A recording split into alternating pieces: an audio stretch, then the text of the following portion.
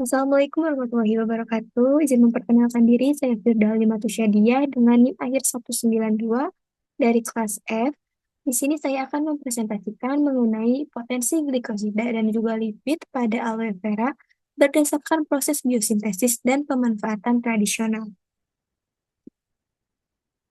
Di sini ada pendahuluan, ada latar belakang, di mana pemanfaatan tanaman obat sebagai sumber bahan terapeutik memiliki peran penting dalam perkembangan ilmu farmasi karena mengandung berbagai senyawa bioaktif dan berpotensi dikembangkan menjadi obat herbal maupun bahan baku industri farmasi. Salah satu tanaman yang banyak dimanfaatkan adalah aloe vera atau lidah buaya yang dikenal luas dalam pengobatan tradisional dan modern karena kandungan polisakarida, vitamin, enzim, serta metabolit sekundernya. Di antara senyawa tersebut, glikosida seperti aloin berperan sebagai laksatif, antibakteri, dan antiinflamasi, sedangkan lipid berfungsi dalam menjaga stabilitas membran sel, melembabkan, serta mempercepat penyembuhan luka. Selain itu, analisis metabolomik menunjukkan bahwa aktivitas biologis aloe vera merupakan hasil interaksi berbagai metabolit yang bekerja sama secara sinergis, sehingga kajian mengenai kandungan glikosida dan juga lipid biosintesisnya itu menjadi penting untuk memahami potensi terapeutik secara lebih komprehensif. Selanjutnya ada rumusan masalah dan tujuan. Ini ada rumusan masalah. Yang pertama itu apa yang dimaksud dengan tanaman aloe vera dan bagaimana karakteristiknya sebagai tanaman obat. Yang kedua, bagaimana metabolit primer dan sekunder yang terdapat dalam tanaman aloe vera. Yang ketiga, bagaimana keberadaan dan peranan glikosida dan lipid dalam tanaman aloe vera. Yang keempat, bagaimana mekanisme pembentukan glikosida dan lipid pada aloe vera. Yang kelima, bagaimana hubungan antara kandungan glikosida dan lipid dengan aktivitas biologis aloe vera. Yang keenam, bagaimana pemanfaatan aloe vera sebagai obat herbal berdasarkan kandungan senyawa bioaktifnya. Kemudian ada tujuan penulisannya. Yang pertama, menjelaskan karakteristik dan potensi aloe vera sebagai tanaman obat. Yang kedua, mengetahui proses pembentukan metabolit primer dan sekunder yang terdapat dalam aloe vera. Yang ketiga, menganalisis keberadaan dan peranan glikosida dan lipid pada aloe vera. Yang keempat, menjelaskan mekanisme pembentukan glikosida dan lipid pada aloe vera. Yang kelima, menganalisis hubungan antara kandungan senyawa tersebut dengan aktivitas biologis tanaman aloe vera. Yang keenam, menjelaskan pemanfaatan aloe vera sebagai obat herbal berdasarkan kandungan senyawa bioaktifnya.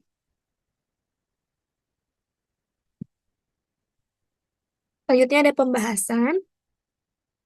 Yang pertama itu ada karakteristik umum aloe vera.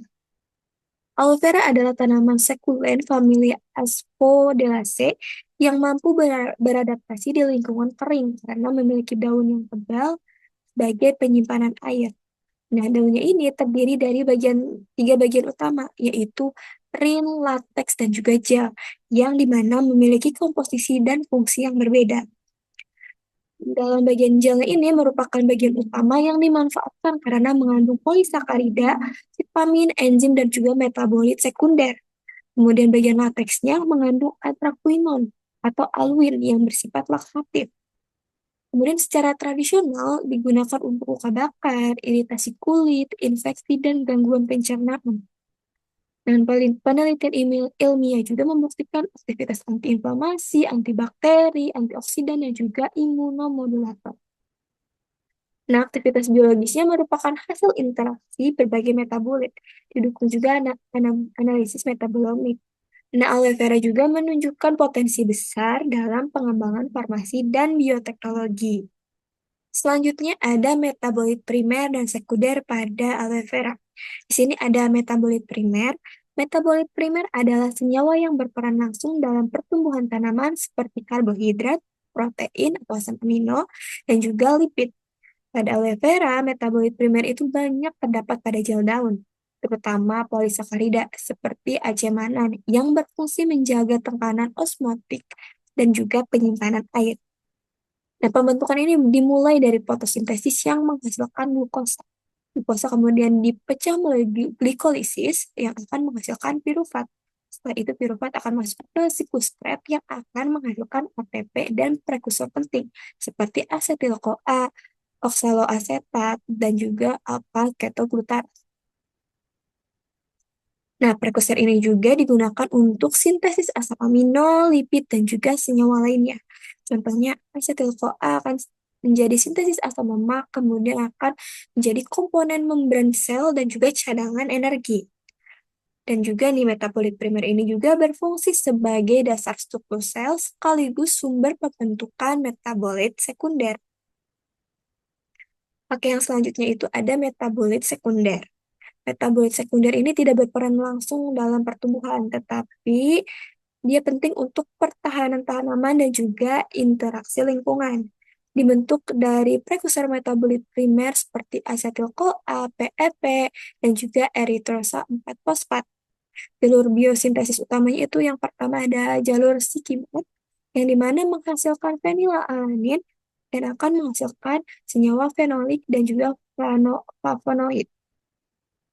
Yang kedua ada jalur asetat malonat. Ini akan membentuk antraquinon. Contohnya adalah aloin. Kemudian juga terjadi spesialisasi lokasi. Nah, untuk lipid ini banyak di gel yang akan berfungsi untuk kelembapan dan juga perlindungan. Kemudian antraquinon ini terdapat di lateks, yang mana ini tuh berfungsi untuk pertahanan. Kemudian jenis metabolit sekunder juga bermacam-macam, yaitu ada antraquinon, flavonoid, saponin, tanin, glikosida, dan juga lipid. Nah, aktivitas farmasinya itu sebagai antibakteri, antioksidan, antiinflamasi, dan juga penyembuhan luka. Nah, metabolit sekunder ini juga memberikan aktivitas biologis utama dan potensi besar dalam pengembangan obat. Selanjutnya ada keberadaan dan peranan senyawa glikosida pada aloe vera. Glikosida merupakan senyawa yang tersusun dari dua bagian utama, yaitu glikon. Glikon ini bagian yang gulanya. Kemudian ada aglikon. Aglikon ini bagian yang non-gula. Yang ini tuh akan dihubungkan oleh ikatan glikosidik. Nah, senyawa ini juga bersifat larut dalam air dan lebih stabil, sehingga berfungsi sebagai bentuk penyimpanan senyawa aktif dalam tanaman yang dapat diaktifkan melalui hidrolisis. Pada aloe vera, glikosida utama yang ditemukan adalah aloin, yang termasuk dalam golongan antraquinon glikosida, serta terdapat pula glikosida lain seperti kromon glikosid, yang berperan sebagai antioksidan. Keberagaman glikosida ini menunjukkan bahwa aloe vera memiliki potensi besar sebagai farmakologis yang luas. Jadi, secara utamanya itu peranan glikosida pada aloe vera ini yaitu sebagai laksatif dengan merangsang pergerakan usus oleh aloin. Kemudian juga memiliki aktivitas antibakteri terhadap mikroorganisme. Selanjutnya itu juga berperan sebagai antiinflamasi dalam mengurangi peradangan. Kemudian juga bersifat antioksidan yang membantu menangkal radikal bebas. Selanjutnya ada keberadaan dan peranan senyawa lipid pada aloe vera. Lipid merupakan kelompok senyawa organik yang bersifat hidrofobik dan memiliki peran penting dalam struktur membran sel serta berfungsi biologis lainnya. Dalam tanaman aloe vera, lipid berperan dalam menjaga stabilitas membran sebagai cadangan energi serta melindungi sel dari kerusakan akibat stres lingkungan. Pada aloe vera, lipid terdapat dalam jumlah yang relatif sedikit dibandingkan metabolit sekunder lainnya, namun tetap berkontribusi dalam aktivitas biologis tanaman. Keberadaan lipid ini didukung oleh analisis metabolimik yang menunjukkan adanya berbagai jenis lipid dan komposisi metabolit aloe vera, meskipun tidak dominan. Hal ini menegaskan bahwa lipid tetap menjadi bagian penting dalam sistem metabolit tanaman dan berkontribusi terhadap potensi terapeutiknya. Jadi peranan lipid pada aloe vera ini yaitu menjaga stabilitas dan integritas membran sel, kemudian berperan sebagai cadangan energi, selanjutnya itu membantu menjaga kelembapan kulit, dan juga mempercepat proses penyembuhan luka, serta memiliki aktivitas antiinflamasi dalam mengurangi peradangan. Selanjutnya ada pembentukan glikosida pada aloe vera. Biosintesis glikosida pada aloe vera, khususnya antraquinon glikosida seperti aloin, merupakan proses kompleks yang termasuk dalam metabolisme sekunder tanaman. Proses ini melalui jalur poliketida yang berasal dari unit aset. Diawali dengan pembentukan molekul-CoA yang mengalami kondensasi berulang hingga membentuk rantai poliketida linier. Rantai ini kemudian mengalami siklisasi untuk membentuk kerangka dasar antraquinon, yang selanjutnya dimodifikasi melalui reaksi oksidasi, reduksi, dan substitusi gugus fungsi. Tahap penting dalam proses ini adalah glikosilasi, yaitu penambahan gugus gula pada aglikon sehingga terbentuk glikosida yang lebih stabil dan mudah larut.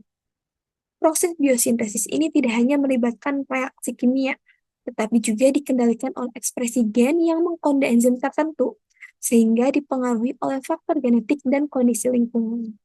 Jadi untuk tahapan utama biosintesis glikosida ini yaitu pembentukan melanil-CoA sebagai prekursor awal, kemudian terjadinya kondensasi berulang membentuk rantai poliketida, setelah itu proses siklisasi membentuk kerangka antraquinon, setelah itu modifikasi struktur seperti melalui oksidasi, reduksi, dan juga substitusi.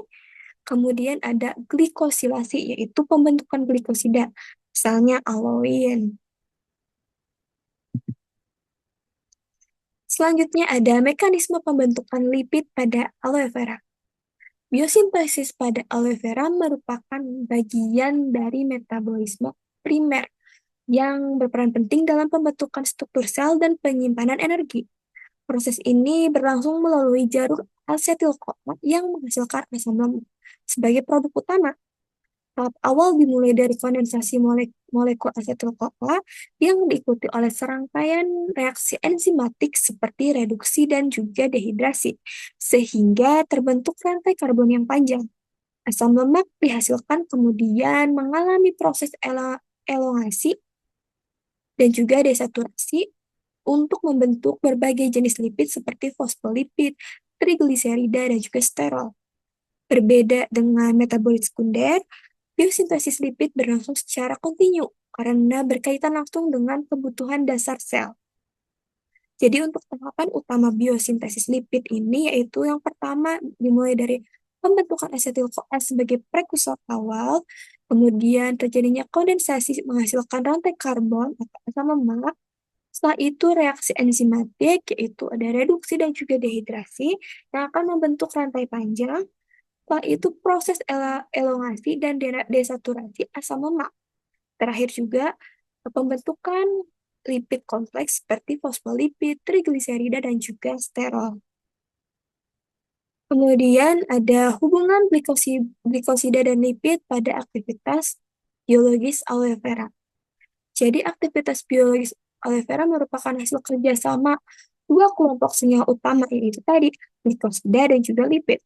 Glikosida seperti aloin atau aloe emodin dominan pada lateks daun dan berperan dalam efek farmakologis utama seperti laktatif, antibakteri, dan antiinflamasi. Kemudian untuk lipidnya dominan pada gel daun yang berfungsi sebagai pendukung struktur sel, kelembapan, serta regenerasi jaringan. Nah, perbedaan lokasi juga menunjukkan spesialisasi fungsi, seperti glikosida yaitu untuk aktivitas kuat atau biologis, kemudian lipid untuk perlindungan dan juga perbaikan gitu kan. Keduanya ini tuh bekerja secara sinergis, di mana lipid membantu untuk penyerapan dan stabilitas, sedangkan glikosida ini memberikan efek terapeutik yang utama itu. Dengan demikian, efek aloe vera muncul dari kombinasi interaksi antar senyawa, bukan dari satu komponen saja. Selanjutnya itu ada pemanfaatan aloe vera secara tradisional. Jadi aloe vera ini tuh sangat banyak sekali manfaatnya. Di antaranya itu yang pertama untuk penyembuhan luka dan juga luka bakar. Dan biasanya bagian yang digunakan itu adalah gelnya. Jadi gel lidah buaya ini digunakan untuk luka bakar ringan, luka sayat, dan juga lecet. Nah ini tuh berfungsi untuk menjaga kelembapan, mengurangi nyeri, serta mempercepat pembentukan jaringan baru. Yang kedua juga untuk perawatan kulit dan juga jerawat. Ini digunakan sebagai masker atau oles langsung untuk jerawat, iritasi, dan kulit kering. Serta membantu mengurangi peradangan, mempercepat penyembuhan jerawat, dan memperbaiki tekstur kulit. Kemudian selanjutnya yang ketiga itu sebagai antimikroba alami, yang dimana digunakan pada infeksi kulit ringan seperti bisul, luka bernanah, dan juga jamur. Nah, fungsinya itu untuk menghambat pertumbuhan bakteri dan jamur, serta mempercepat penyembuhan luka. Selanjutnya ada untuk perawatan rambut. Nah, digunakan untuk ketombe dan juga rambut rontok dengan cara diaplikasikan ke kulit kepala. Nah, ini tuh membantu untuk melembabkan, mengurangi iritasi, serta memperkuat dan melembutkan rambut. Selanjutnya yang kelima itu untuk kesehatan pencernaan dan daya tahan tubuh. Nah, jadi selain untuk digunakan secara topikal, ini juga bisa untuk dikonsumsi sebagai minuman untuk membantu sembelit ringan dan juga menjaga daya tahan tubuh. Dengan catatan ya, bagian lateksnya ini harus dihindari karena dapat menimbulkan efek laksatif yang kuat.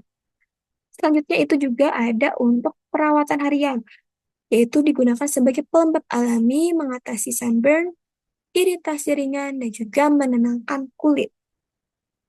Selanjutnya ada kesimpulan dan saran. Nah, kesimpulannya, aloe vera merupakan tanaman dengan komposisi metabolit yang kompleks, terdiri dari metabolit primer seperti polisakarida dan lipid, serta metabolit sekunder seperti glikosida, flavonoid, saponin, dan tanin yang berperan dalam fungsi biologis dan potensi terapeutik. Senyawa tersebut memiliki distribusi spesifik pada bagian tanaman, di mana lateks mengandung glikosida seperti aloin dengan aktivitas laksatif. Nah, sedangkan gel, kaya lipid, dan juga polisakarida yang bersifat regeneratif dan melembabkan. Aktivitas biologis aloe vera ini juga seperti antibakteri, antiinflamasi, antioksidan, dan penyembuhan luka, merupakan hasil sinergi berbagai komponen kimia. Untuk sarannya yaitu untuk pengembangan ke depan, pemanfaatan aloe vera ini perlu memperhatikan pemilihan bagian tanaman secara tepat, terutama pemisahan gel dan latex agar manfaatnya itu maksimal dan juga efek sampingnya itu dapat diminimalkan. Selain itu juga diperlukan standarisasi pengolahan untuk menjamin kualitas, keamanan, dan juga efektivitas produk. Penelitian lebih lanjut juga dibutuhkan untuk memahami interaksi senyawa di dalamnya, sehingga potensi sinergi aloe vera dapat dimanfaatkan secara optimal dan pengembangan sediaan farmasi. Baik, terima kasih. Sekian presentasi dari saya. Wabillahi taufiq wal hidayah. Wassalamualaikum warahmatullahi wabarakatuh.